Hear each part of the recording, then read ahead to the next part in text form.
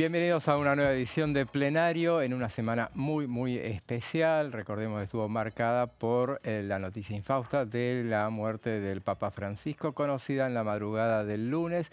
Y así como decíamos en el programa del lunes, eso iba a tener seguramente impacto en lo que era una agenda muy nutrida en el Congreso de la Nación, en ambas cámaras, y vaya si tuvo impacto, porque inmediatamente después, a lo largo de lo que fue el lunes, hubo reuniones con los 24 presidentes de bloques de la Cámara de Diputados y bueno, se acordó alterar el temario previsto para la semana y bueno, hacer los homenajes que se realizaron en la Cámara de Diputados martes y miércoles, el martes con una sesión especial de homenaje y el miércoles con una ceremonia religiosa. Y también hubo en el Senado el jueves ayer una ceremonia de homenaje, una sesión de homenaje. Bueno, todo el cronograma previsto para esta semana se pasó para la que viene, se va a realizar. Vamos a hablar de eso a lo largo de esta hora y media de información legislativa, pero primero vamos a los títulos de esta jornada.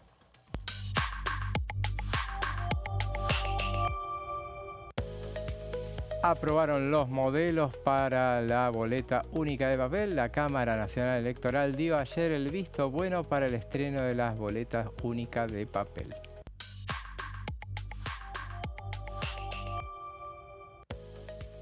Segunda cumbre sudamericana agroglobal. El Congreso de la Nación fue sede del segundo encuentro realizado en esta Cámara. Después vamos a hablar de lo que sucedió allí.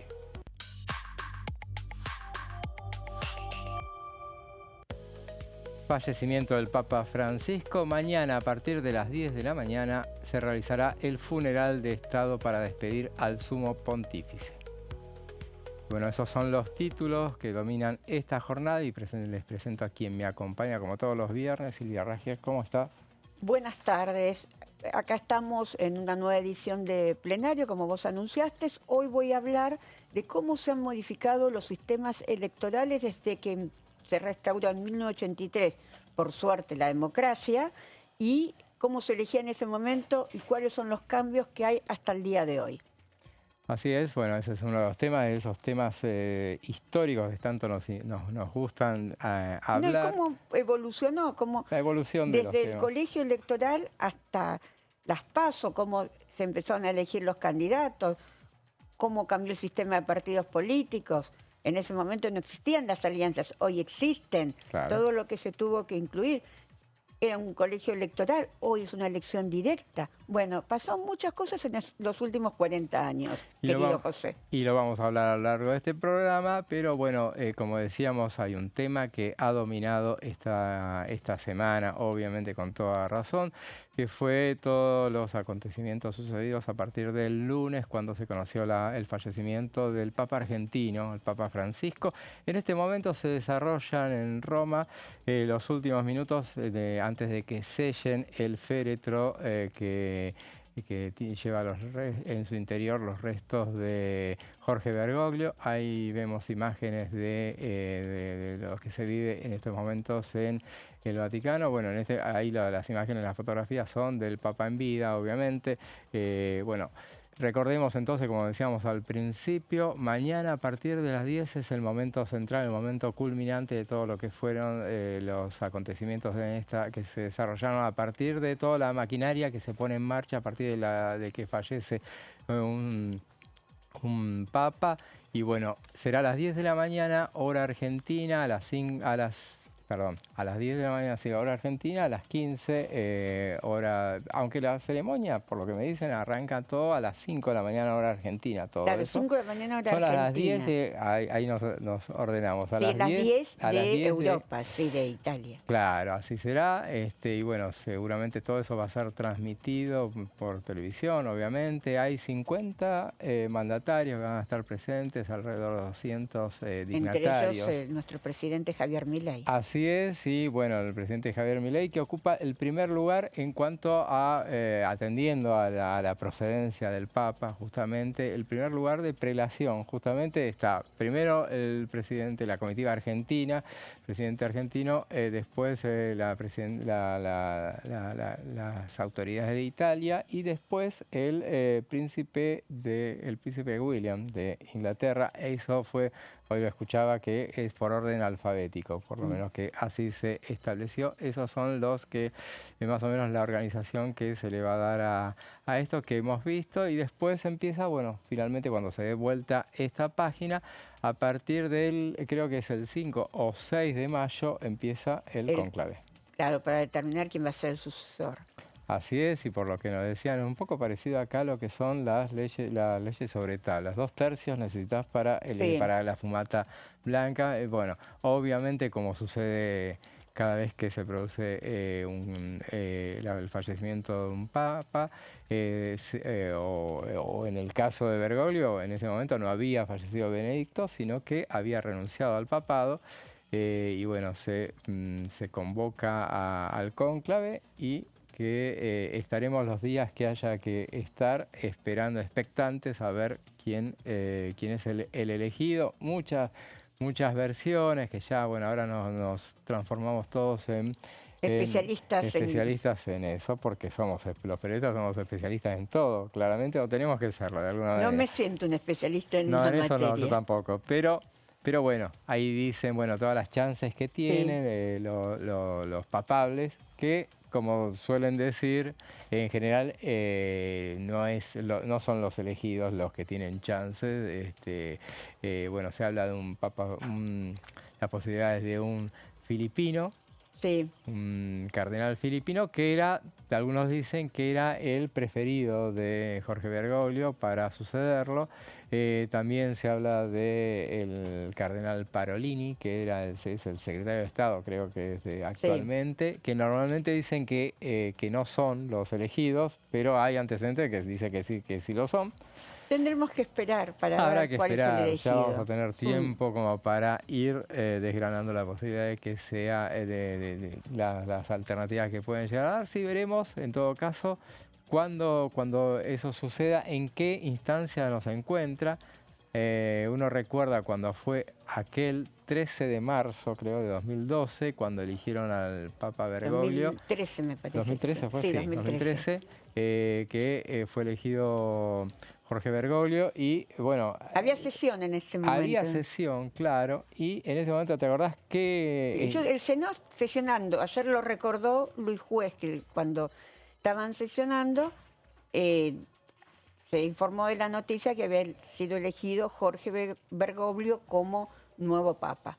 Así es, y en el Senado, cuando estaba sucediendo eso, ayer lo decía el senador Salino, que decía justamente una comprovinciana, y claro, era Liliana Negre de Alonso. Mirá lo que son las destinos, porque Liliana Negre de Alonso es muy religiosa, y fue senadora durante varios periodos, y bueno, ese fue el último periodo, pero ella se emocionó mucho cuando se conoció la noticia. Exactamente. Acá en la Cámara de Diputados también estaba sesionando, era un día intenso de materia legislativa. Está siendo presidida la Cámara por Julián Domínguez, otra persona muy allegada a la Iglesia, justamente. Y en ese momento, bueno, cuando se conoció, él dio la información, lo anunció, hubo aplausos a medias, porque bueno, justamente lo hablábamos ayer, justamente en estos días, no me acuerdo si fue ayer o antes de ayer, toda la semana hablamos del tema papal, y comentábamos el hecho de que, bueno, justamente... el gobierno en el primer momento no lo esperaba, fue sorprendido en ese momento la expresidenta que estaba a cargo del Poder Ejecutivo, Cristina Fernández de Kirchner, y había como un debate en ese momento en el gobierno sobre la posición a adoptar con el tema de la elección de Jorge Bergoglio como nuevo papa, porque había tenido un enfrentamiento muy fuerte con el expresidente Néstor Kirchner, cuando se metió en el conflicto del campo, todo eso quiso mediar, una mediación que no resultó exitosa, porque ninguna de las partes estaba dispuesta a ceder. Claro. Y y venía todo también una relación complicada por el tema del el matrimonio igualitario. Claro, Eh, y a partir de eso, bueno, había mucha cuestión especial en esa, había mucho trasfondo. Y en ese momento, en esa sesión, hablábamos de los aplausos menguados y bueno, que tenía que ver con que un oficialismo que sabía que la relación, el oficialismo de entonces, el kirchnerismo, el Frente para la Victoria, sabía entonces que, bueno, la relación no era para nada buena, entonces esperaban a ver directivas. directiva, a ver cómo se hace. ¿Qué es lo que pasa con todos los oficialismos? A veces cuesta entenderlo, pero bueno, le pasa al actual, Y le pasa al sí, anterior, es que los oficialismos a veces, bueno, tenés que esperar bueno, y las después recibieron la instrucciones. noticia de que iban a respaldar Pero digamos, eso fue, ese día no sucedió. Ese día no, lo que tuvo, inclusive hubo un pedido durante la sesión de Omar de Marchi, mendocino, que formaba parte en ese momento del bloque demócrata sí, progresista y entonces en ese momento pidió hacer un intervalo un cuarto intermedio para ir a ver cómo había, cómo ver por televisión la información más exactamente. importante que se estaba dando en ese momento y bueno, no se concedió ese cuarto intermedio que bueno, después seguimos hablando de este tema y lo vamos a seguir hablando también con nuestro invitado. Ahora nos vamos a la ciudad de Buenos Aires.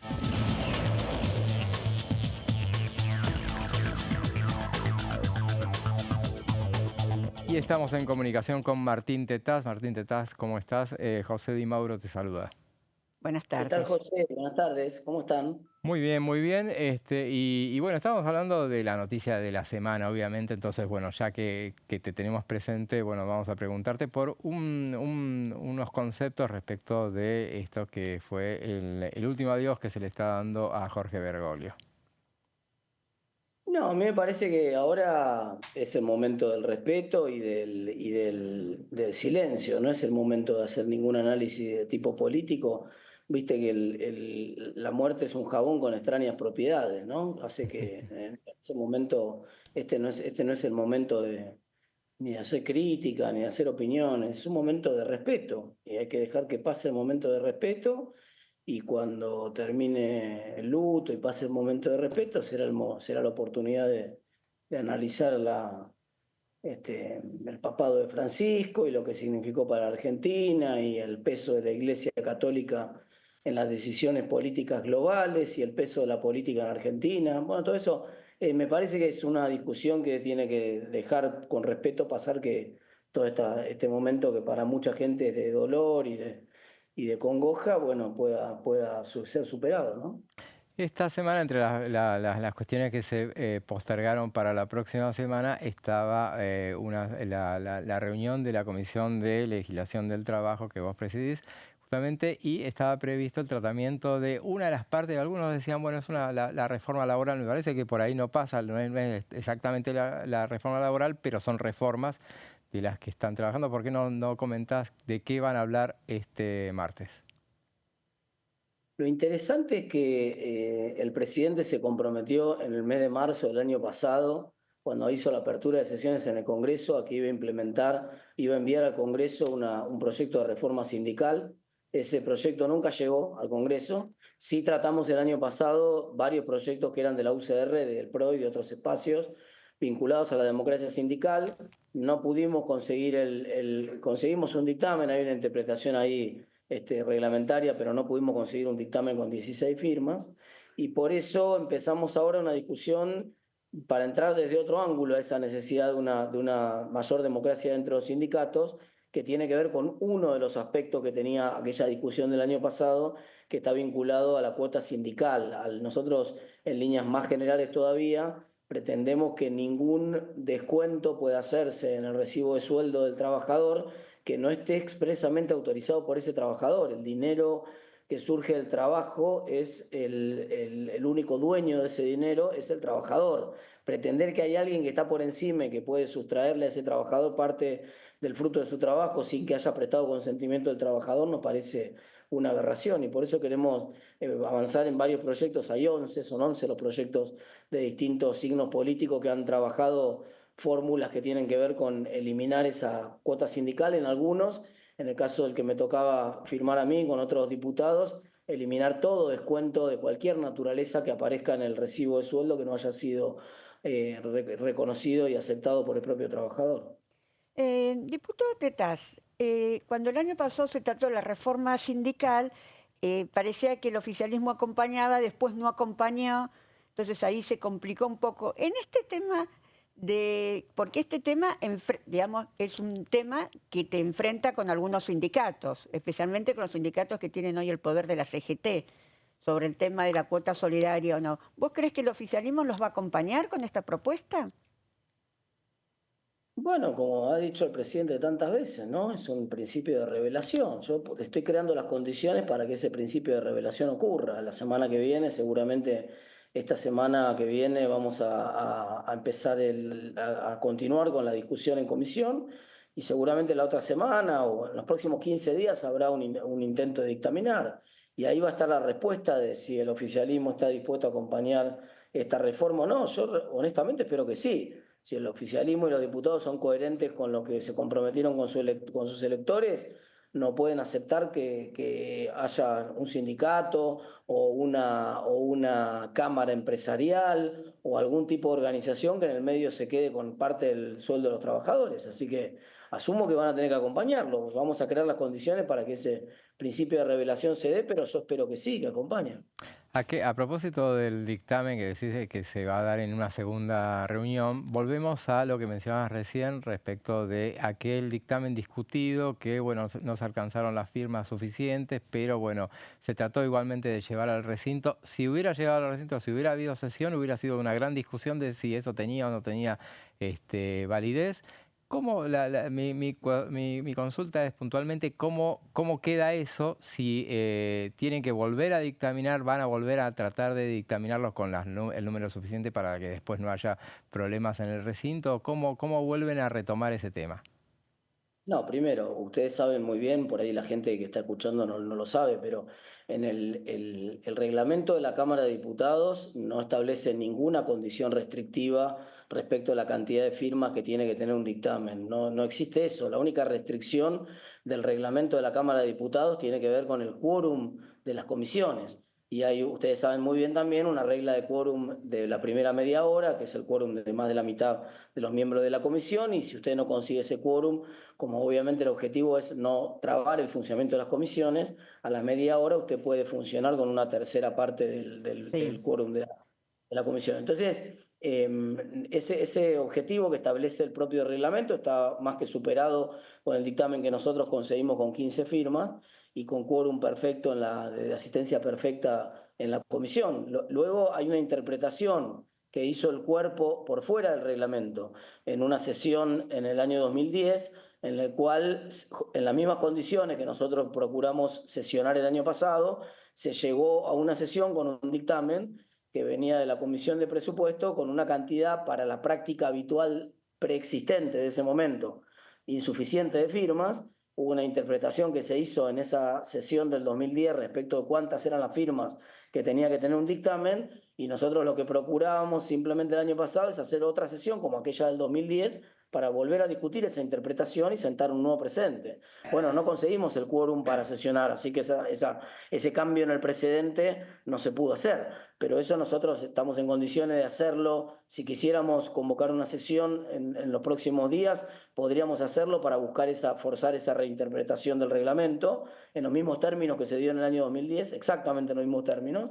Posibilidad número uno. Posibilidad número dos, que nosotros volvamos a abrir la discusión. Hay otros proyectos desde los que habían ingresado el año pasado a la discusión, hay otros proyectos nuevos. Entonces podríamos nosotros forzar una discusión de esos nuevos proyectos y reabrir nuevamente de cero la discusión de una reforma sindical, sobre todo si una parte de la reforma sindical que tiene que ver con la cuota sindical o con la cuota solidaria, ahora logramos resolverla en esta instancia. Entonces ya quedaría una parte menos de la reforma sindical, la vinculada a la reelección de los sindicalistas, la vinculada a la Sí. transparencia en la presentación de las declaraciones juradas, la vinculada al capítulo de ficha limpia que nosotros teníamos dentro de la reforma sindical y que tiene que ver con que no pueda presentarse como candidato en un sindicato alguien que tiene causas, condenas en doble instancia en la justicia, en los mismos términos que la ficha limpia para los cargos legislativos. Entonces, bueno, esa discusión que tenía como cuarta pata o como cuarto elemento la competencia sindical y por lo tanto la no imposición de una cuota social, de una cuota sindical solidaria, bueno, eso obviamente podría volver a la discusión este año con total, digamos, sería lo natural a partir de que termine esta discusión que estamos teniendo ahora. Diputado Tetaz, cambiando de tema, ¿cómo usted está observando la situación del radicalismo? Hubo una nueva división hace pocos días, un grupo de diputados más cercanos al gobierno de Milei armó un nuevo bloque, Liga del Interior. ¿Cómo está usted viviendo esta situación? Para empezar, son dos circunstancias diferentes, ¿no? Una cosa es la circunstancia partidaria Sí. y otra cosa es la circunstancia parlamentaria. Mm. Usted puede tener en el Parlamento distintos bloques, como le pasa al propio oficialismo, como le pasó al kirchnerismo, el año, usted se acuerda, por ejemplo, fue Sí, famosa la factura del bloque cuando Máximo Kirchner decidió no acompañar sí. el envío de Alberto Fernández al fondo. Bueno, lo mismo pasó con La Libertad Avanza, tiene varios subbloques que forman parte del bloque del más amplio de La Libertad Avanza. Bueno, entonces una cosa es la discusión parlamentaria, que a veces tiene que ver con cuestiones estratégicas de cómo consideran los diputados o los representantes de los senadores en particular en el Senado, representantes de las provincias, cómo consideran que representan mejor los intereses de sus representados. Esa es la cuestión estratégica, pero la cuestión partidaria, yo creo que el partido está muy firme en los distritos en los cuales gobierna y creo que nos falta una estrategia en el partido para ampliar esos distritos, que nosotros tenemos que tener una estrategia para mejorar la gobernabilidad donde ya estamos gobernando, para que esos lugares donde estamos gobernando se conviertan en futuros candidatos a presidente de la Argentina, o sea, tengan una estrategia de proyección, los dirigentes en los distritos que están gobernando y los intendentes que están gobernando tengan una estrategia de proyección hacia las gobernaciones y hacia la gestión en ministerios y en espacios dentro de esas provincias. Y una tercera pata, que es que el partido tenga una estrategia de crecimiento. Bueno, eso cuando uno mira los resultados en términos de crecimiento y de alternativas electorales que estamos ofreciendo a los distritos, da la sensación que nos falta construir. Bueno, ese es el desafío hacia adelante, ¿no? Martín Tetaz, Venimos, por ejemplo, de Santa Fe, de la elección de Santa Fe, claro. por mencionarle un caso donde nosotros hemos tenido una elección muy satisfactoria, Sí, así siempre es. en el marco de lo que es Juntos por el Cambio, ¿no? Pero bueno, creo que así es la lógica con la que hay que construir. Martes y miércoles de esta semana está previsto dos instancias de del debate sobre el caso Libra. El martes en particular está prevista la interpelación. Se dice, es un secreto a voces, que va a estar Guillermo Francos y el ministro de Justicia, Cunio Ligarona, van a ser los que van a estar presentes. ¿Cuáles son las preguntas que le vas a hacer puntualmente o que le querrías hacer? Bueno, hay muchas preguntas, ¿no? Algunas tienen que ver con el proceso de toma de decisiones dentro del propio gobierno para saber hasta qué punto el presidente toma decisiones de manera inconsulta con el resto del gabinete y sobre todo las decisiones en tiempos de crisis. Las 5 horas que pasaron desde que el presidente tuiteó hasta que se removió el tuit generan muchas dudas sobre cuál es el proceso dentro de una crisis dentro del gobierno. Uno imagina si esto fue una circunstancia por ejemplo, una circunstancia de un ataque terrorista o de alguna circunstancia compleja para la seguridad nacional, cómo procede en una crisis el presidente y su gabinete, es una pregunta importante y relevante acá. Pero también es relevante la pregunta de quiénes son las personas que le acercaron a los inversores al gobierno, de hasta qué punto el gobierno pensaba que iba a conseguir financiamiento con una herramienta que era muy volátil, como era la característica de la criptomoneda esta, de si el presidente firmó o no firmó algún tipo de compromiso a título personal o en nombre del Estado con la gente que dice tenerlo, con el equipo este, ustedes saben, de Davis y de otros inversores que le han acercado al presidente, que dicen tener un compromiso firmado del propio presidente. Queremos saber cuál es el alcance de ese compromiso, si efectivamente existe, si fue a título personal, si es en nombre del Estado, si es que el Estado firmó algún tipo de documento, aunque sea de carácter confidencial o no. Bueno, esas son un montón de las preguntas que van emergiendo sobre el alcance que ha tenido el escándalo este de Libra. Muchas gracias, diputado, por su tiempo. Muchas gracias. Muchas gracias, buenas tardes. Buen fin de semana. Y bueno, era el diputado Martín Tetaz. Nosotros ya nos vamos a un breve corte y después seguimos con más plenario.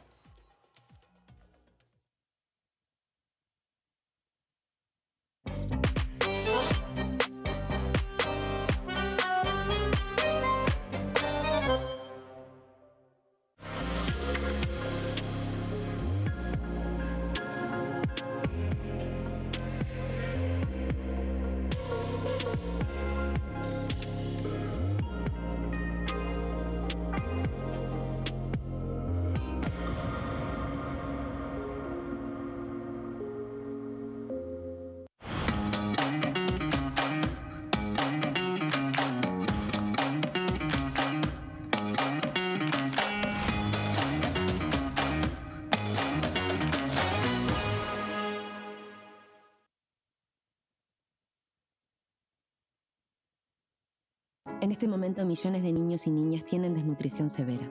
Algunos están tan débiles que apenas pueden pararse. Pero con tu ayuda podemos salvar a los niños. Este alimento terapéutico listo para usar está lleno de vitaminas y nutrientes esenciales que ayudan a los niños y a las niñas a recuperarse de la desnutrición. Gracias a personas como vos, ayudamos a salvar a millones de niños cada año. Da un simple paso. Dona ahora y ayúdanos a seguir salvando vidas. Las sesiones son el espacio donde los diputados debaten proyectos de ley para su aprobación, modificación o desaprobación.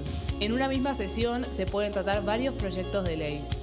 Desde el 1 de marzo, cuando el presidente las inaugura, se desarrolla el periodo de sesiones ordinarias. Entre el 1 de diciembre y el 28 de febrero se extiende el periodo de sesiones extraordinarias que solo pueden ser realizadas a pedido del presidente de la Nación. En el recinto, el bloque oficialista se dispone a la derecha del presidente de la Cámara, el bloque opositor mayoritario a la izquierda y en el centro los bloques con menos cantidad de integrantes. En el tratamiento, en general, los diputados tienen 7 minutos y los jefes de bloque entre 20 y 12 minutos conforme al número de legisladores que representen. La sesión es dirigida por el presidente de la Cámara de Diputados, que administra el uso de la palabra y las distintas instancias del funcionamiento. A la izquierda del presidente está el secretario administrativo, a la derecha el secretario parlamentario y debajo de él están los taquígrafos, que registran cada uno de los testimonios.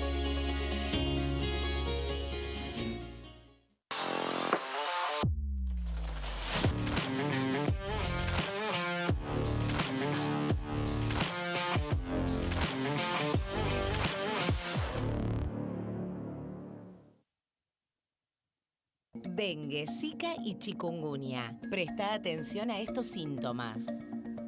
Si tenés fiebre alta, 38 o más, de 2 a 7 días de duración y dolor de cabeza, en especial detrás de los ojos, muscular y de las articulaciones, diarrea, dolor abdominal, náuseas y o vómitos, malestar general, cansancio, decaimiento, erupción en la piel, sangrado en nariz, encías u otras partes del cuerpo, no te automediques.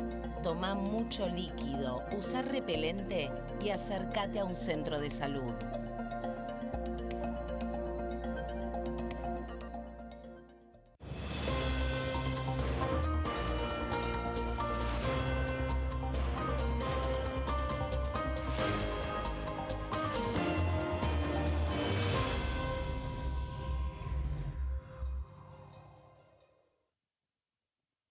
¿Qué diferencia hay entre la Cámara de Diputados y la Cámara de Senadores?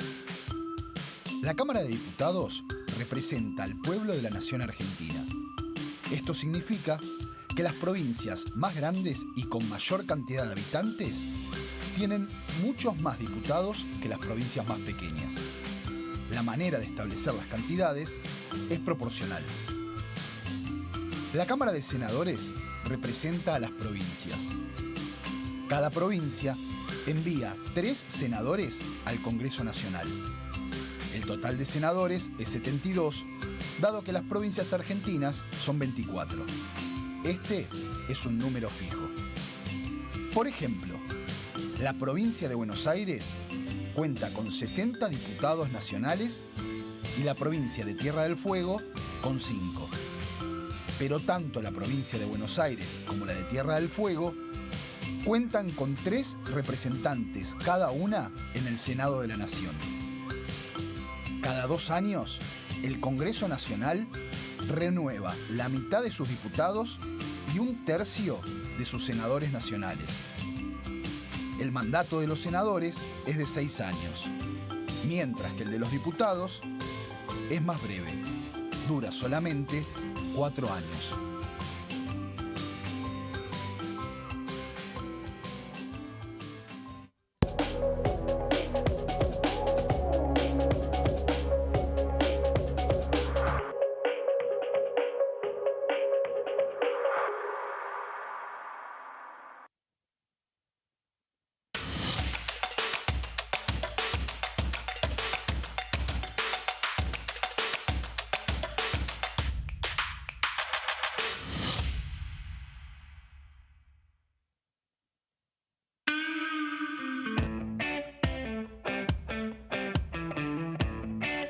imagino campo, siempre verde, naturaleza.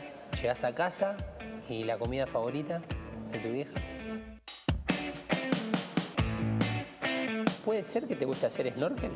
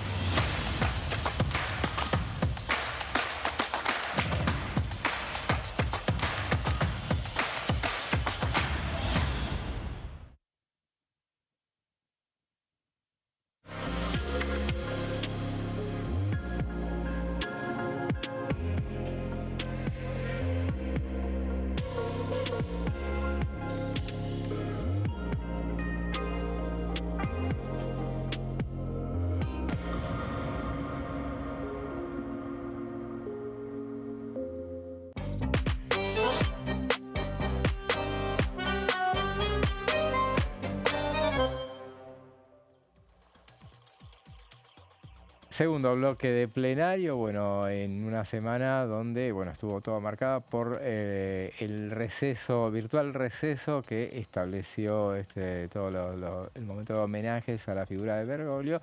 Y bueno, un detalle que nosotros que vamos a informar ahora es sobre el tema de los proyectos que se presentan durante cada año.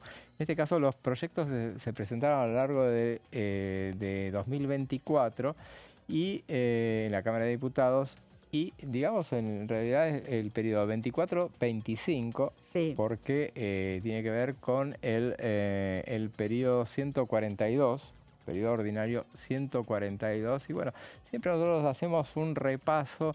Inclusive este año habíamos hecho un corte parcial de la cantidad de proyectos presentados. Siempre se interesan mucho los propios diputados, obviamente, y en sus provincias se interesan en particular por, bueno, a ver quiénes son los que más presentan y sobre todo quiénes son los que no presentan.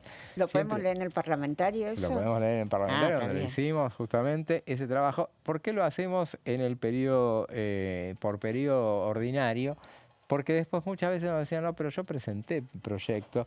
Y claro, te incluía, nosotros contábamos antes desde enero a diciembre, pero entonces resulta más ordenado hacerlo desde 1 de marzo hasta el 28 de febrero, porque en ese caso es el momento en el cual se presenta. Y ahí estamos viendo entonces la cantidad de proyectos de ley que se presentaron a lo largo del año. Fueron 2.157, es un buen número, digamos. Sí. Los proyectos de resolución 2.305, los de declaración 965. Y como decíamos, el periodo analizado es el que va desde el 1 de marzo de 2024 hasta el 28 de febrero de 2025. Siempre decimos, los proyectos de ley son los más importantes. Igual hay proyectos de ley también, digamos, muy simples. Obviamente. Proyectos de ley de fondo no tenemos tantos. Obviamente, claro. Hay que ver, también están los proyectos de ley del Ejecutivo que están incluidos acá dentro de esos 2.157. Acá no contabilizamos los que presenta cada diputado por diputado. Y ahí vamos a ver entonces el ranking de los que más presentaron, en este caso de los proyectos que son los más importantes, y en cabeza, bueno, se han puesto contentos los salteños porque los dos primeros lugares están ocupados por salteños que, digamos, no se llevan para nada bien. Recuerdo en una sesión reciente una cuestión de privilegio que presentó la diputada Pamela Caletti contra justamente su par Emiliano Estrada, pero bueno, esa es otra cuestión. Vamos a los números. La presidenta del bloque de Innovación Federal presentó 70 proyectos de ley. Su padre, Unión por la Patria, Emiliano Estrada, presentó 56 proyectos de ley y Juan Manuel López, de la Coalición Cívica, el presidente de ese bloque, presentó 52 proyectos de ley. Digamos, a ver, para detallar un poco, Caletti, por ejemplo, uno de los que impulsó es un proyecto para establecer que la remuneración mensual del presidente de la Nación sea la más alta del sector público y organismos que se encuentren bajo control directo o indirecto del Estado Nacional. Esto tiene que ver con un poco con las discusiones que se armaron durante el año respecto a ese tema de cuánto debe ganar los legisladores, el presidente. En algunas empresas públicas los funcionarios ganan más que el presidente. Olvídate, es así, sí, justamente. Ese es otro detalle también muy importante. Presentó también un proyecto que propone la actualización de multas para la ley de estupefacientes. Scaletti, en el caso de Estrada, presentó, por ejemplo, por citar uno de sus 56 proyectos, una exención del impuesto a las indemnizaciones por antigüedad y cualquier otra que reciban en casos de despidos o desvinculación laboral, y en el caso de Juan Manuel López, uno que aplica la prisión e inhabilitación especial para el funcionario público que dicte, sancione, apruebe o ejecute una ley u ordenanza que implique la doble imposición de impuestos. Eso, sí me acuerdo de ese proyecto, tiene mucha polémica ese proyecto. Obviamente, sí, sí, así es. Bueno, vamos entonces a vamos a dar los 10 primeros lugares. Y bueno, Gisela Marciota presentó 44 proyectos de ley, es una diputada muy prolífica en esa materia. Mónica Macha, de Unión por la Patria, también de la provincia de Buenos Aires, presentó 36. La diputada Ana Carla Carrizo, de la Unión Cívica Radical, y que en realidad es del bloque de Democracia para Siempre, presentó 34. Esteban Paulón, de Encuentro Federal, presentó 34 también. Ahí comparten el sexto lugar. En el caso seguimos con otra diputada radical. Octavo lugar, Karina Banfi, con 32 proyectos. Silvana Ginocchio, catamarqueña, de Unión por la Patria, también presentó 32 proyectos. Y Martín Tetaz, nuestro reciente entrevistado, también 32 proyectos. Es el top 10 de los proyectos de ley. Vamos a los proyectos de declaración, que veíamos que son aquellos que, bueno, declarar de un monumento, alguna cuestión así, que bueno, tienen su importancia también. A veces nosotros no somos de aquellos que decimos, bueno, que criticamos los proyectos. Bueno, los proyectos de declaración que hubo por el tema del Papa, hubo muchos. Por ejemplo, se presentaron en el Senado, por ejemplo, ayer se hizo una declaración en base a 14 proyectos de declaración que se habían presentado, o sea, con uno solo, que fue lo que se aprobó. Siempre decimos, los proyectos de declaración, está bueno que presenten, después no se pierde a aquellos que se rasgan las vestiduras por el trabajo legislativo o la pérdida de tiempo, así entre comillas, que dicen que implica la presentación de proyectos inocuos a lo mejor. No, con estos proyectos no se pierde nada de tiempo. Ni siquiera llegan al recinto, y cuando llegan por alguna cuestión muy puntual, como el caso del Santo Padre, que bueno, a aprobar una declaración de pesar o de homenaje. Claro. Yamila Ruiz, de Innovación Federal, encabezó este ranking con 133 proyectos de declaración. Y veamos el detalle, no me había dado cuenta, Innovación Federal ya encabezó en 2 de los rubros, dicho sea de paso. Contentos que estarán ese bloque de 8 legisladores. Pamela Scaletti, también de Innovación Federal, que era la primera, la que había presentado más proyectos de ley, 45 proyectos, mirá la distancia entre, bueno, algunos se especializan más en presentar proyectos de declaración o no necesariamente de ley. Y Roxana Monzón, de Unión por la Patria, presentó 25 proyectos de declaración. Sigamos con este ranking. Tenemos a una diputada del PRO, Sabrina Smechet, con 24, la misma cantidad que Eduardo Toñoli, de Unión por la Patria. Y con 21 tenemos a la radical Karina Banfi, Vanina Biasi, en este caso, ahí le erramos, Vanina Biasi es de la izquierda, justamente, de la izquierda, y es de Capital. De Capital. Y Silvana Giudice, del PRO, tiene 21 proyectos. También de la ciudad de Buenos Aires. De la ciudad de Buenos Aires. Seguimos con los proyectos para terminar el top 10. Carlos Alberto Fernández, otro diputado de Innovación Federal, con 20. Y Esteban Paulón, de Encuentro Federal Socialista, socialista de Santa Fe, también la misma cantidad, 20 proyectos de declaración. Y llegamos a los de resolución, que por ejemplo, para aquellos que preguntan, ¿y de qué son los de resolución? Bueno, veamos, todo lo que es, por ejemplo, lo que se va a discutir el miércoles que viene con la creación de una comisión... Esa resolución. Eso es proyecto de resolución. Eso fue lo que generó la creación de esto que se va a poner en marcha, que es la comisión investigadora del caso Libra. Y la que presentó más proyectos de resolución es una diputada de Unión por la Patria, Micaela Morán, 86 proyectos de resolución. Gisela Marciota, decíamos, presenta muchos proyectos, 78 es la segunda en proyecto de resolución. Y el tercero, Esteban Paulón, que figura en todos los rubros, como vemos, presenta mucho. Legislador muy trabajador. Así es, 75 proyectos presentó en este caso de resolución. Sigamos con el top 10 y volvemos a tener a Silvana Ginocchio de Unión por la Patria, la esposa del gobernador, dicho sea de paso, 62 proyectos. Ana María Ianni de Santa Cruz, ex senadora nacional, muy prolífica también, 59 proyectos de resolución.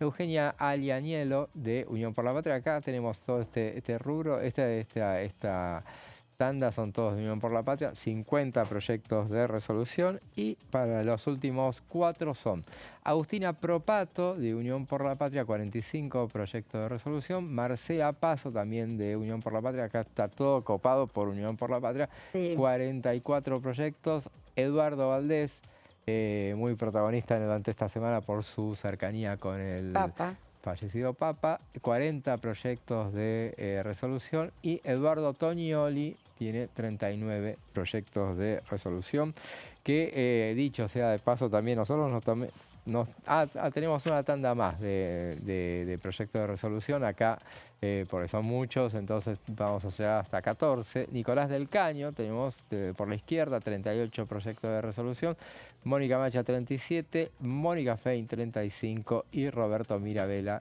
tiene 35 proyectos de resolución. No figura La Libertad Avanza en ninguna de todas las categorías. No, por aquello a lo mejor también aquello... Tiene que ver con que son oficialistas. Son oficialistas y te cuidas más.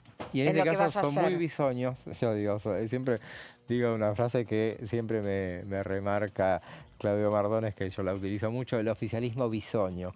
Y realmente es un oficialismo que está haciéndose, aprendiendo a hacer oficialismo justamente, y bueno, justamente tiene mucho cuidado en a ver qué proyecto vas a presentar. Que no es que no hayan presentado, pero tiene un número importante que no presentó proyectos, como vamos a ver al final.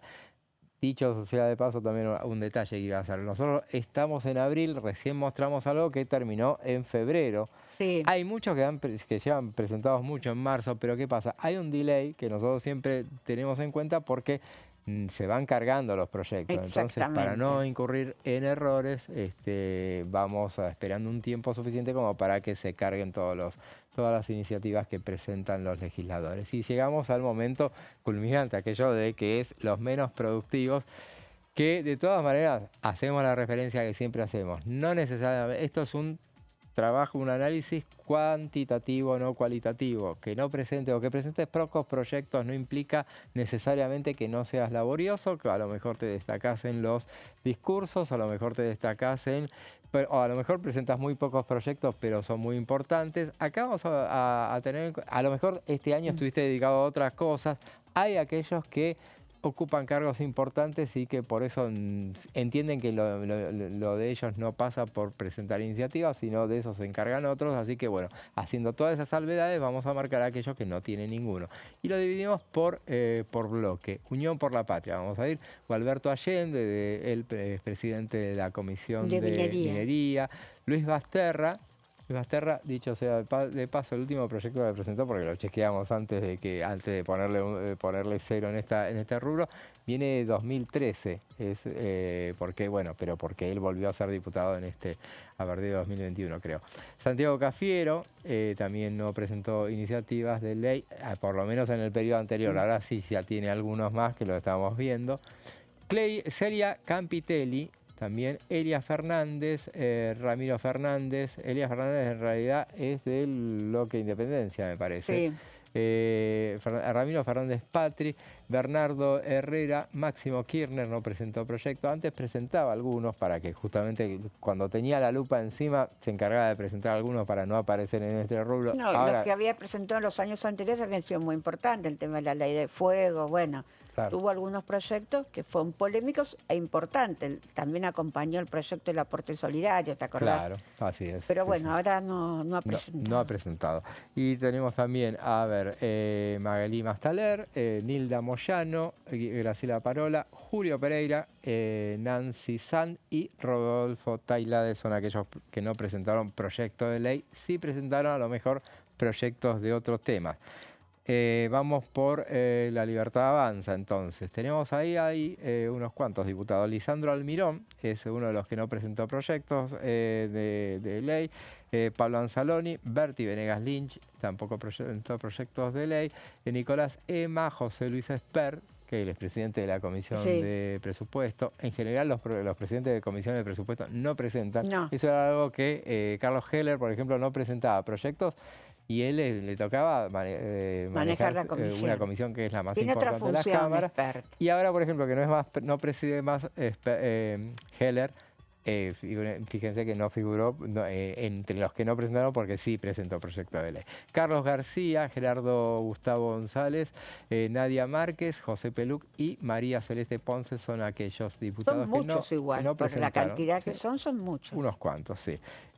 Veamos entonces, sí, proyectos de ley de la UCR son Martín Arjol y Alfredo Vallejos, en esta placa, a ver si la tenemos, y de Encuentro Federal, Ignacio García Aresca, a ver si ahí tenemos, Ignacio García Aresca, Nicolás Mazot, Emilio Monzó y Florencio Randazzo fueron los que no presentaron proyectos de ley. Después tenemos en la próxima tanda el diputado del PRO, el único que no presentó proyectos de ley es Álvaro González, por parte del PRO, del MIT, Cecilia Ibáñez y Oscar Sago no presentaron proyectos de ley. Producción y Trabajo, María de Los Ángeles Moreno no presentó. Y de Innovación Federal, un bloque muy prolífico, pero el que no presentó proyectos de ley fue Daniel Van Zick. Y vamos ahora a ver aquellos que no presentaron de ningún tipo proyecto de ley, que quedaron en cero en todos los rubros. Ahí tenemos unos cuantos de la Libertad Avanza. Lisandro Anzaloni y Berti Venegas Lynch no presentaron. Nicolás Ema tampoco. José Luis Esper no presentó proyectos de ningún tipo. Ramiro Fernández Patri no presentó. Carlos García, Gerardo González tampoco presentó. Máximo Kirchner no presentó nada él se ocupó de presidir el Partido Justicialista este año. María de Los Ángeles Moreno tampoco presentó. Graciela Parola, José Peluc, Julio Pereira, tampoco, que en general no presenta proyectos. No. Y Florencio Randazzo son los que no presentaron. Y un detalle más para terminar este repaso. El único que repite que no presentó proyecto de ley en los últimos dos periodos de analizados, en el 141 y que es el 142, es Florencio Randazzo, que es un legislador que claramente les cuesta mucho a aquellos que vienen del Ejecutivo adecuarse en la tarea legislativa. En este caso no presentó proyectos. Sí tuvo mucha participación el año pasado en los proyectos, en la discusión de la boleta única en papel, justamente, que fue el miembro informante. ¿Por qué? Sobre todo por su rol de ministro, de haber sido protagonista de lo que fue la última reforma política que se hizo, la que se instauró, por ejemplo, entre otras cosas, la PASO. Exactamente. Y en ese momento era el miembro informante. Y ya que estamos con el tema y saliendo ya de la cuestión de los proyectos, a ver si tenemos las imágenes de las boletas únicas en papel, que ya se conocen, no sé si la tenemos a mano. Ahí la tenemos a mano. Y entonces, si sacamos el grafo, va a quedar mejor, a ver si podemos verla toda por completa. Esa es la ley, la boleta única, así para que vayan adecuándose todos a ver. Esta es la de diputados nacionales. Recordemos, en octubre, no me acuerdo el día exactamente, el 23 de octubre, 26 de octubre es el día que vamos a ir. Como no hay paso, esto es lo que van a encontrar los electores. Lo único que van a encontrar es esto. que a lo mejor va a ser un poco más larga. Y hay un ejemplo, entonces la Cámara Nacional Electoral la aprobó ayer. Este modelo ya se había un poco acordado en el debate que se desarrolló el año pasado, en cómo iba a ser las boletas únicas justamente. Y el debate en la Cámara de Diputados había sido el año anterior, o sea, en realidad. Y bueno, se habían explicado un poco cómo iban a ser las boletas. Se hablaba de cómo iban a ser las boletas para las PASO, que iban a ser mucho más largas porque hay muchos más candidatos. En este caso no va a haber PASO, así que este va a ser el modelo más aproximado a lo que se van a encontrar los electores. Obviamente ahí tienen todos, son nombres de fantasía, deportes y aventura, partido de escultura, estructura y forma, son modelos y la gente va a tener que tildar una de las listas. Claro, una sola de las listas, ahí no sea cosa que tilden dos porque les gustan. Ahí están, si se van a ver, van a figurar los 5 primeros candidatos de cada lista. Las imágenes van a corresponder a 2 de los 2 primeros candidatos y ahí tenemos el otro modelo que es el que tiene senadores nacionales. Recordemos, esto tiene que ver con las elecciones nacionales. La boleta única en papel funciona a nivel nacional, entonces solamente para cargos nacionales.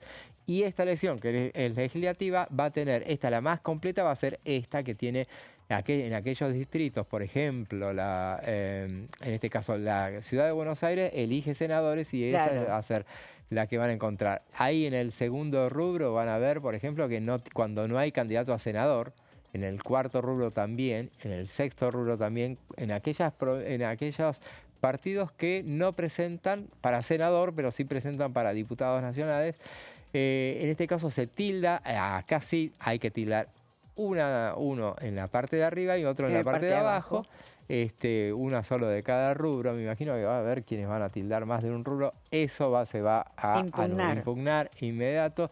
Y lo que falta, recordemos lo que falta en estos modelos, por ejemplo, es aquello que se había aprobado en la Cámara de Diputados y después en el Senado lo eliminaron, que fue un tilde de boleta completa, que fue la única manera de evitar de permitir que en el Senado aprobaran esto, fue que acordaran a instancia de la senadora de Río Negro, se permitió que se eliminara ese rubro porque los partidos provinciales no quieren saber nada ni a palos con esto, que eso de votar boleta completa, porque les complica la vida. Porque ellos normalmente muchas veces no presentan candidatos presidenciales. En esta elección no lo jorobaba mucho, pero en la que viene, en 2027, sí. Algunos dicen que de acá a 2027 la van a reformar porque se quedaron con las ganas de ponerle eso. Si tienen los votos lo podrán hacer, si en el Senado, dependerá del Senado. Necesitan mayorías agravadas. No, pero bueno, si tienen en el Senado que llegan a 37, veremos a ver con el próximo Senado si lo pueden llegar a hacer. Veremos. Esto va a ser lo que se va a usar y acá en exclusiva, pues no lo vi en otro lado, lo tenemos cómo van a ser las boletas, cómo se va a votar en octubre en estas elecciones. Ahora vamos a dar una breve pausa y después seguimos con más plenario.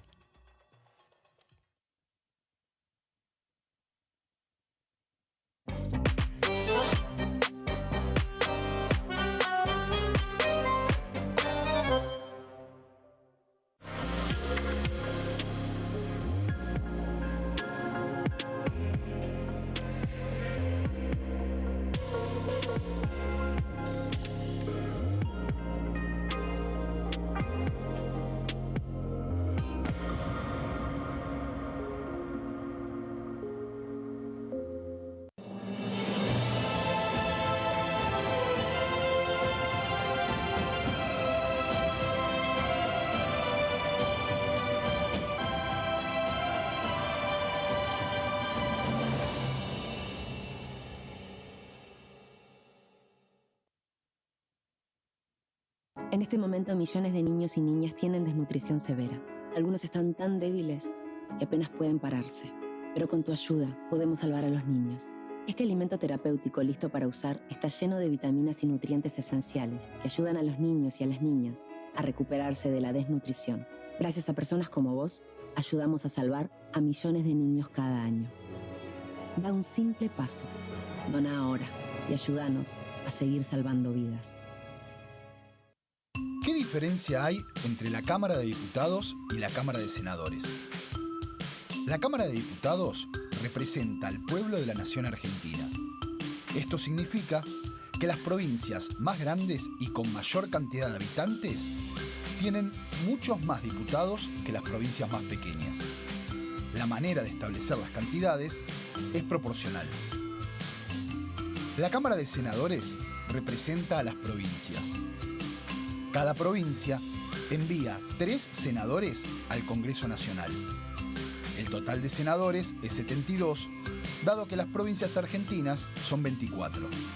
Este es un número fijo. Por ejemplo, la provincia de Buenos Aires cuenta con 70 diputados nacionales y la provincia de Tierra del Fuego con 5. Pero tanto la provincia de Buenos Aires como la de Tierra del Fuego cuentan con 3 representantes cada una en el Senado de la Nación. Cada 2 años, el Congreso Nacional renueva la mitad de sus diputados y 1/3 de sus senadores nacionales. El mandato de los senadores es de 6 años, mientras que el de los diputados es más breve, dura solamente 4 años.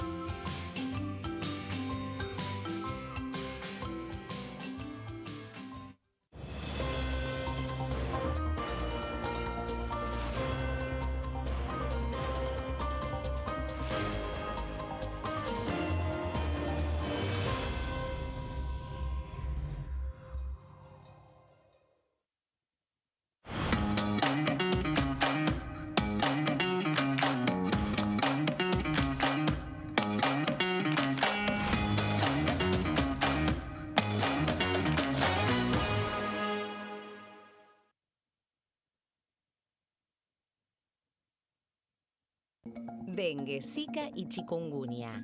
¿Cómo protegerte de la picadura de mosquitos? Para prevenir el dengue, Zika y chikungunya, evita que el mosquito te pique. Usar repelente siguiendo las indicaciones del envase.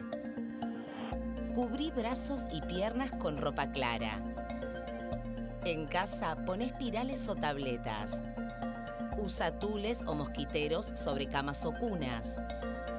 Coloca mosquiteros en puertas y ventanas.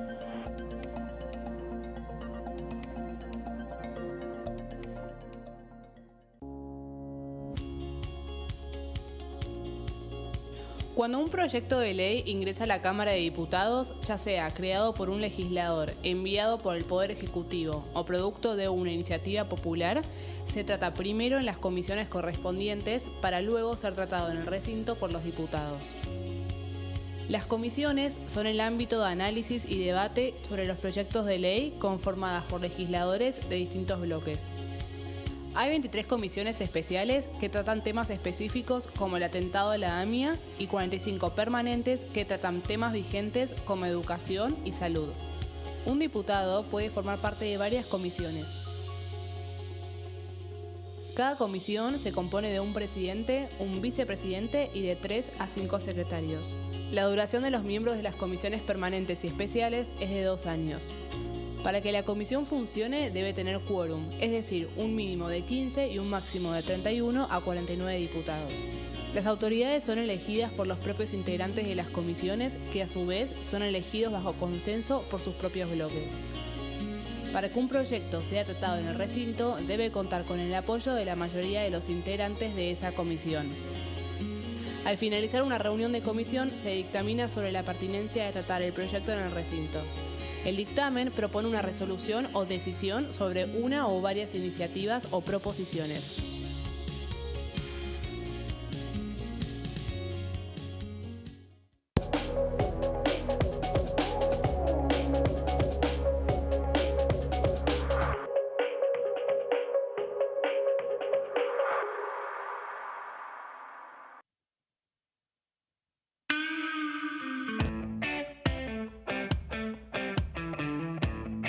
Me imagino campo, siempre verde, naturaleza. Llegás a casa y la comida favorita de tu vieja. ¿Puede ser que te guste hacer snorkel?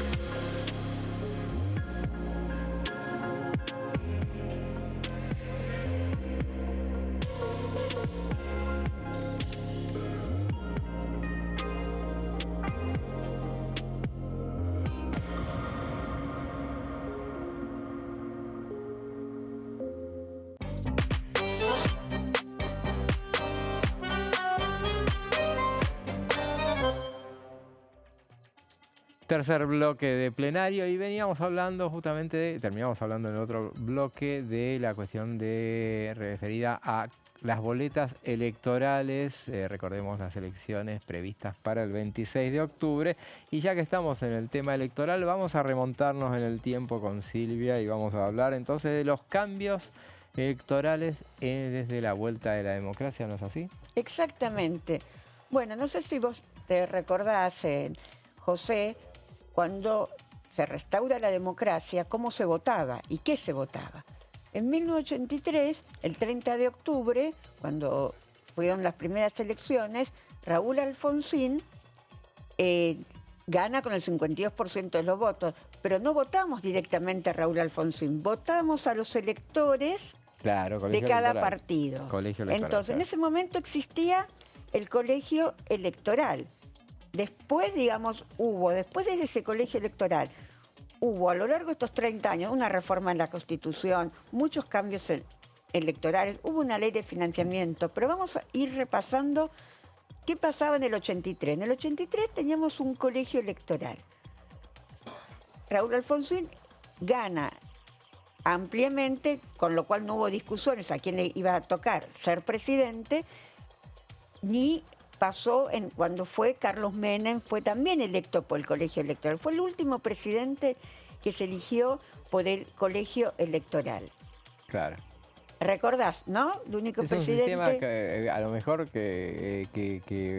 aquellos que no lo conocieron en el sistema, que fíjense cómo son las elecciones en Estados Unidos, por ejemplo, donde no necesariamente el más votado termina siendo el elegido. Y de esa manera también podría ser así, porque vos lo que estás es, cada distrito aporta una cantidad de electores. En los dos casos, los dos tuvieron una cantidad de electores que le permitió poder ganar las elecciones sin ningún tipo de discusión. Nadie podía... Me animo a decir en primera vuelta, no, era la única vuelta. Ahí no era había la única vuelta, claro. No había segunda vuelta. Claro. Sí. Directamente, porque cuando el sistema se convoca con una ley que había hecho en la época de Vignone, digamos, se había establecido. Sí. Bueno, esto pasó hasta que se hizo la reforma de la Constitución. La reforma de la Constitución en 1994, pero hubo muchos cambios ahí. El primer cambio, que no existía ni para el gobierno de Alfonsín, ni para el gobierno de Carlos Menem, después él fue reelecto. No había reelección. Los periodos duraban 6 años sin reelección.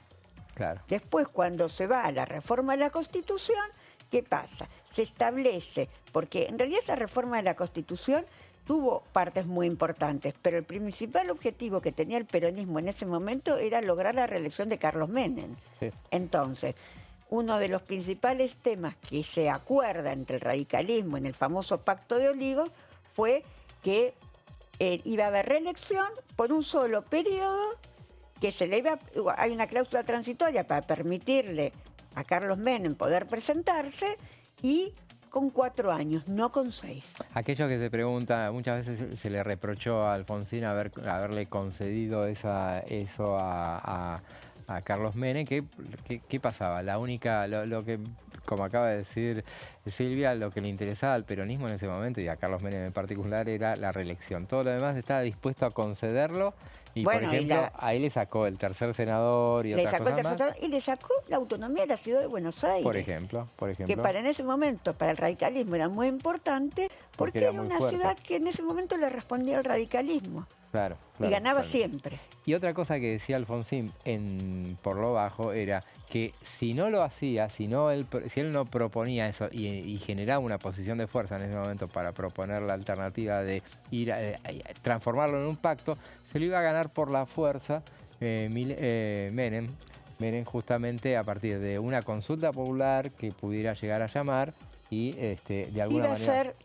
Digamos, ellos querían hacer toda una interpretación que no hacían falta los 2/3 de los presentes, que ellos querían hacer con los 2/3 de los presentes, no del total, que esa discusión quedó saldada en la reforma de la Constitución, que se estableció que las reformas constitucionales eran por el total de la Cámara, que es decir, que vos tenés que tener en ese momento en diputados eran 257, igual que ahora tenías que tener 172, y en el caso del Senado tenías que tener 32.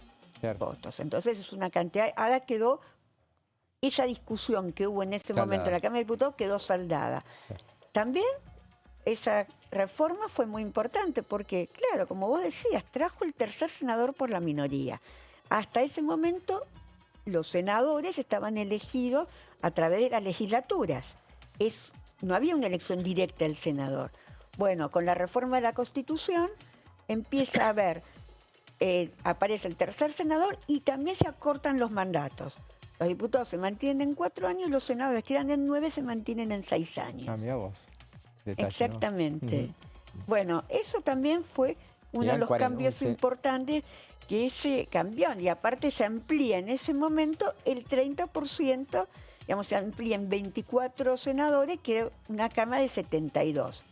Ajá. Esa fue una reforma muy importante. Previa a la reforma de la Constitución, que nos estábamos olvidando, fue un gran debate en la Cámara de Diputados y en el Senado, que donde había muy pocas mujeres en ese momento. Así es, sí. Fue en el año 91.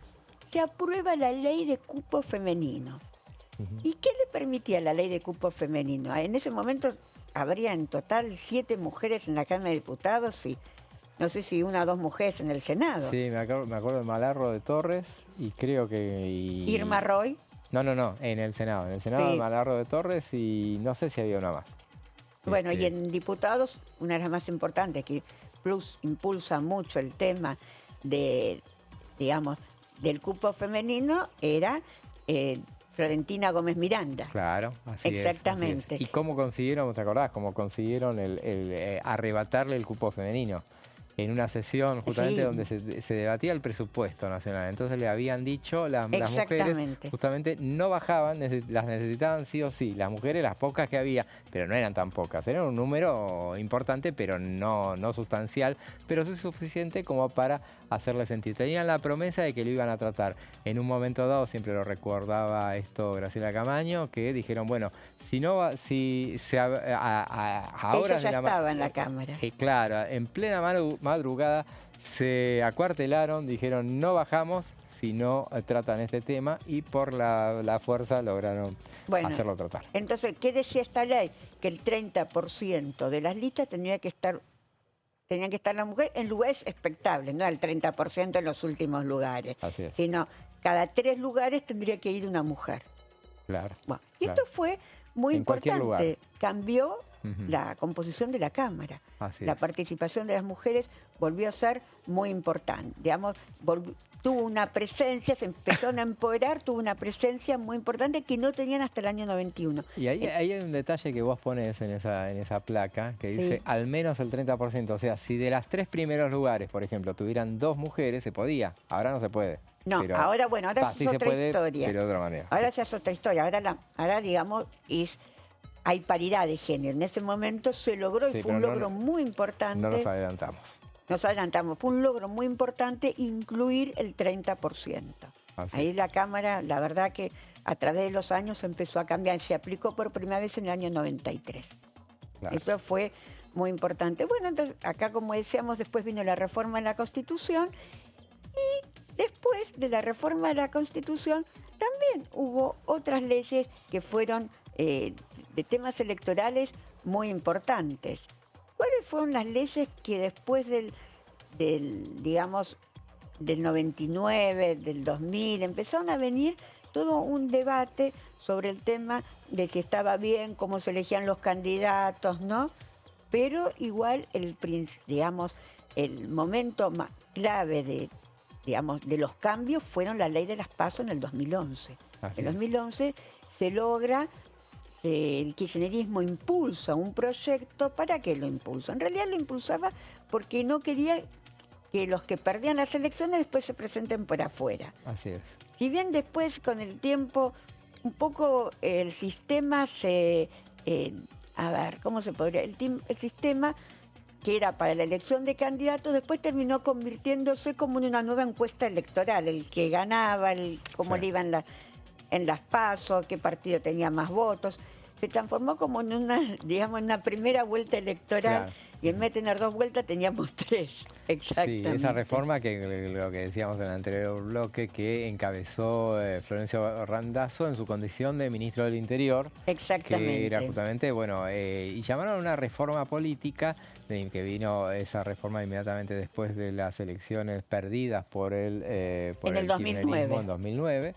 Y en esas elecciones, bueno, la única que recuerdo que no quiso ir a ese diálogo político fue Elisa Carrió.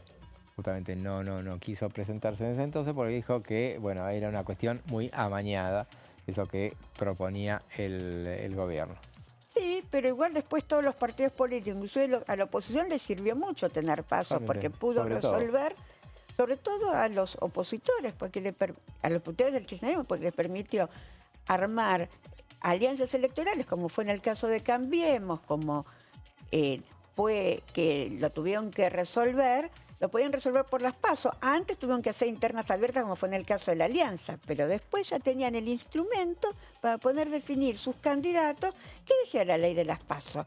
Aparte, un tema que era muy importante.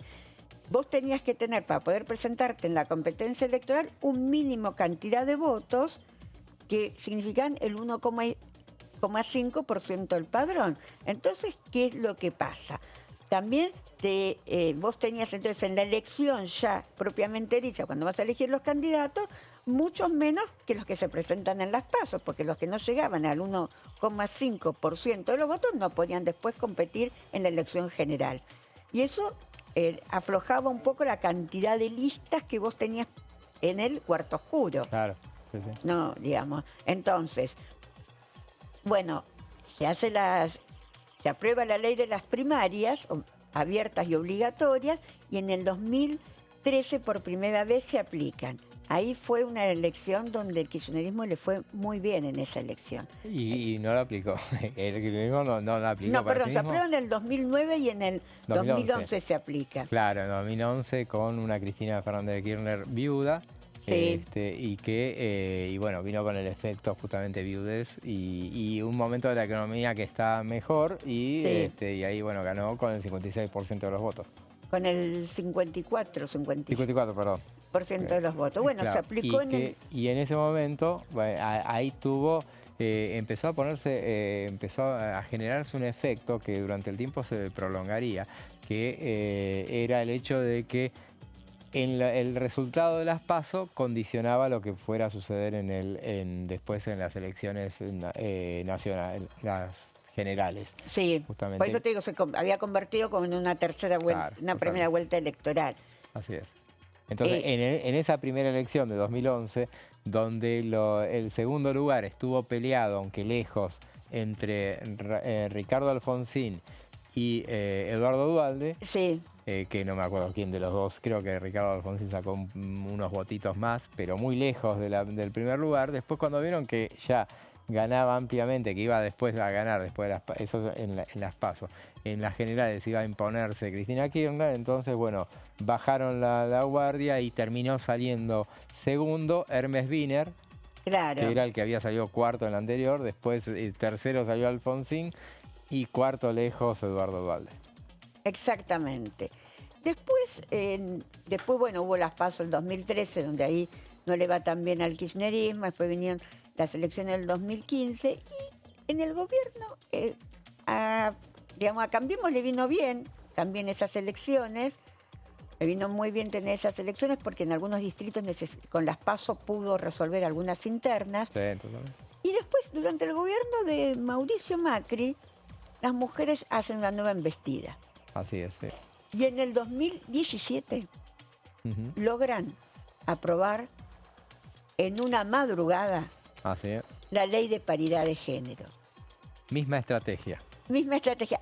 Incluso en esa madrugada nadie sabía que iban a tratarlo, mantuvieron en silencio esa ley y entre todas las mujeres acuerdan, de todos los partidos, hacer una presentación. Y era muy difícil en ese momento ya poder oponerse y se aprueba la ley de paridad de género por el cual las listas se conforman, una mujer, un hombre o una mujer y un hombre a la viceversa. Y además se solucionó el problema de los reemplazos.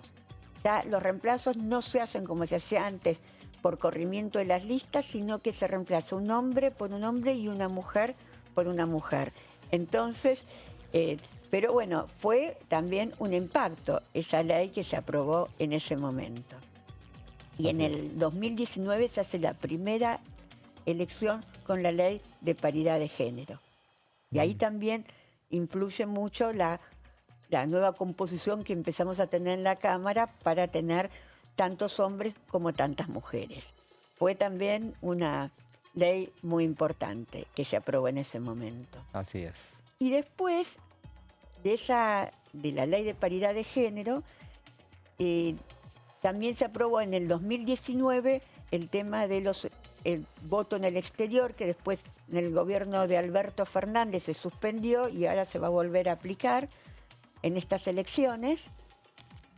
Ya inclusive salió como un decreto para poder volver a aplicar, pues se había suspendido por decreto el tema de la elección del voto en el exterior, y llegamos al 2024 cuando se empieza a debatir el tema de las PASO. Si se hace las PASO, no se hace las PASO, bueno, al final, por acuerdo de, digamos, el oficialismo logra suspender las PASO que estaban previstas para agosto de este año, con lo cual este año los partidos políticos van a tener que resolver de qué manera van a poder, digamos, resolver la definición de sus candidatos. Tendrán que hacer internas abiertas en su partido, lo va a resolver cada partido o por consenso, como se estaba haciendo en los últimos años en cada partido. El 20 de febrero el Senado suspendió la ley de PASO. Y bueno, ahora veremos cómo se arregla cada agrupación política o cada alianza. Este año, por lo menos. Este año, porque es solo por este año que se suspendió. Veremos si, bueno, está claramente la intención del oficialismo de eliminarlas. Veremos. Esta vez creo que les convenía, todos coincidieron en que les convenía a todos justamente no tener PASO. Exactamente, porque la verdad que era un costo importante también. Sí. Pero tenemos también otra ley que influye en las elecciones, que es la ley de ficha limpia. El diputado ya aprobó la ley de ficha limpia. ¿Qué implica la ley de ficha limpia? Que si un candidato o candidata tiene una condena en segunda instancia por hechos de corrupción, no puede presentarse a la elección. Hasta este momento, si la Corte no ratificó ese fallo, se pueden seguir presentando, como pasó en el caso de Carlos Menem y como es hasta el día de hoy en el caso de Cristina Fernández de Kirchner, que tiene una condena en segunda instancia. Ahora, si el Senado el 7 de mayo finalmente aprueba la ley, va a quedar incluida en los impedimentos para poder ser candidata. Muchos discutirán seguramente el hecho de que, bueno, es un año electoral y hay una cuestión de uso y costumbre de que en los años electorales no se tocan temas electorales. Está convocada esa sesión para el 7 de mayo. Yo todavía tengo dudas de que finalmente se vaya a tratar el proyecto de ficha limpia. Y uno de los argumentos puede ser tranquilamente ese de que, bueno, está tan avanzado la cuestión electoral que no correspondería tratarlo. Eso veremos a ver si eso ya será avanzar demasiado. Muy interesante el informe que, como siempre, nos gusta mucho recordar un poco la historia. Cómo se van haciendo cómo llegamos hasta cómo acá. llegamos hasta donde estamos. Después vamos a profundizar un poco más y vamos a seguir sacándole punta a estas cuestiones. Pero bueno, volviendo a la actualidad, ayer en el retorno de la actividad propiamente dicho, de otras cuestiones que no fueran el homenaje a la memoria del Papa Francisco, una de las cuestiones que se desarrolló durante esta jornada fue la segunda cumbre sudamericana agroglobal. Esto se tuvo lugar en Pasos Perdidos, con la presencia sobre el final estuvo el presidente de la Cámara de Diputados. Participaron muchos legisladores muy vinculados al campo, y entre ellos estuvo el diputado santafesino Roberto Mirabella, que esto decía. Bueno, desde ayer que llegaron delegaciones de otros países y que ya compartimos, en el día de ayer varios intercambios, algunas exposiciones de algunos expertos. Así que creo que sirve mucho la integración regional. Creo que particularmente la integración de Argentina con el mundo se tiene que hacer profundizando nuestra integración regional y es a partir de la integración regional.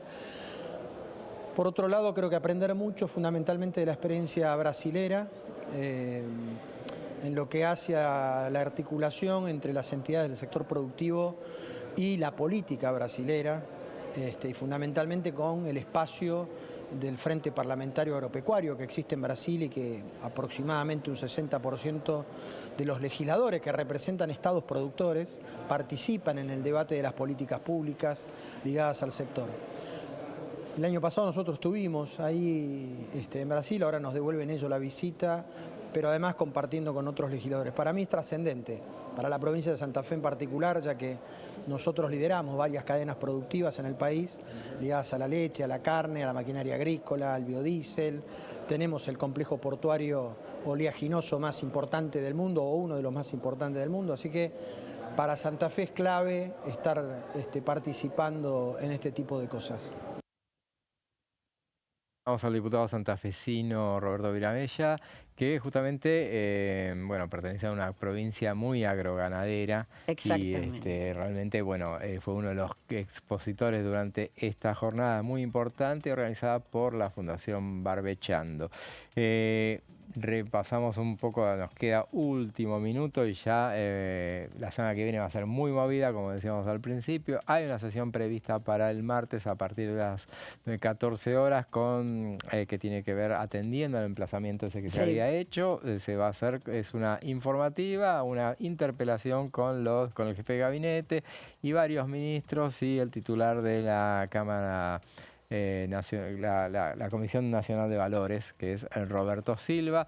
Se espera, la verdad sea dicha, se espera la presencia en realidad solamente de Guillermo Franco, sí, el ministro de Justicia Mariano Cunio Libarona. Será una exposición bastante larga, me imagino. El miércoles está la constitutiva de la Comisión Investigadora, en ambos casos, con el caso Libra. Y ahí va a haber una polémica sobre quién tiene la presidencia. Sí, hasta ahora están empatados y me parece que no van a salir del empate, así que esto va a ser la larga discusión que se va a dar a partir de las 10 de la mañana del miércoles. Llegamos al final de esta semana.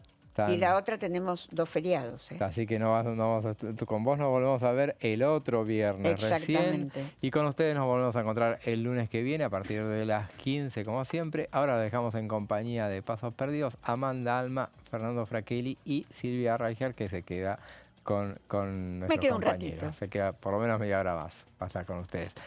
Buen fin de semana, hasta el lunes que viene.